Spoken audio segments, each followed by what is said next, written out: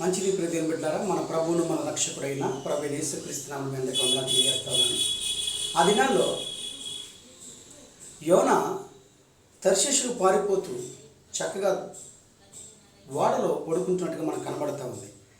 అతడు దేవుని సన్నిధి నుంచి పారిపోతాడని తెలిసినప్పటికీ ఆయనకు అంత గాఢ నిద్ర ఎట్లా పట్టిందో మనకు తెలియట్లేదు.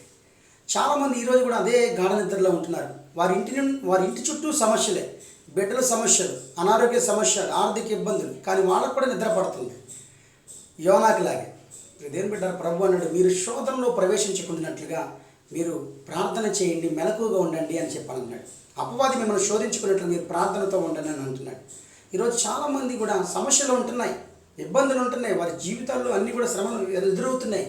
ఇవన్నీ కూడా ప్రార్థన ద్వారా తప్ప మరి దేని ద్వారా జయించినాం. ఆ దినాల్లో శిష్యులు కూడా ఒక దయ్యాన్ని వెళ్ళగొట్టలేకపోయారు. ప్రభు మేము ఎందుకని వెళ్ళగొట్టలేకపోయాం దయ్యాన్ని అంటే, ఇటువంటివి ప్రార్థన వల్లనే తప్ప మరి దేని వలన పోవటం అసాధ్యం అని అన్నాడు.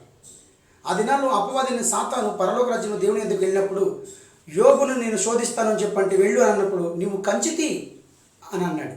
కంచి ఎందుకు వేసాడు దేవుడు అంటే, ప్రార్థన ప్రతిరోజు కూడా యోబు చేస్తూ ఉంటాడు కనుక దేవుడు అతని ఇంటి చుట్టూ, అతనికి కలిగిన వాటి చుట్టూ కూడా కంచి వేశాడు.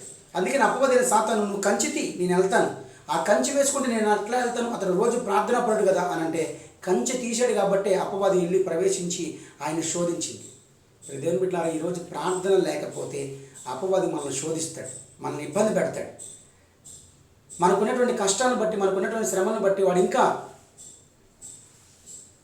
మన శోధన నడిపిస్తాడని కూడా నేను తెలియజేస్తున్నాను. కాబట్టి జాగ్రత్తగా ఉండాలి. కాబట్టి మీరందరూ కూడా ప్రార్థన అనేది ప్రతిరోజు కూడా మనం ఎలా అయితే 3 పూట్ల భోజనం చేస్తామో ప్రార్థన కూడా చేసుకోవాలి. ఎందుకంటే పరలోక రాజ్యానికి ఎత్తబడేవాళ్ళు 5 అని రాయబడింది. అంటే ఏంటి? బుద్ధి గల వారు 5 ఎత్తబడ్డారు, బుద్ధి లేని వారు ఎడవబడ్డారు. అంటే సంఘం మొత్తం ఎత్తబడదు. సంఘములో ప్రార్థన పరులు, మారు మనసు తగిన ఫలములు చేసేవాళ్ళు, మంచిగా జీవించేవాళ్ళు ఎత్తబడతారు. విశ్వాసంతో ఉన్నవారు మారు మనసు తగిన ఫలములు ఫలించాలని కోరుకుంటున్నాడు. ఇప్పుడే గొడ్డలి చెట్ల వేరును ఉంచబడినది, మారు మనసు పొందని ప్రతి చెట్టును నరకబడును అని చెప్పన్నాడు. కాబట్టి దేవుని బిడ్డలారా, మీరు ఈ జీవితంలో ఇప్పుడు ఉన్నటువంటి పరిస్థితుల్లో మీరు ప్రార్థన లేకపోతే చాలా ప్రమాదం పడే అవకాశం ఉన్నాయి. కాబట్టి మీరు ప్రార్థన చేసుకోవాలని నేను ఆయన సేవకుడిని మీ అందరూ కూడా పిలుపునిస్తున్నాను. God bless you.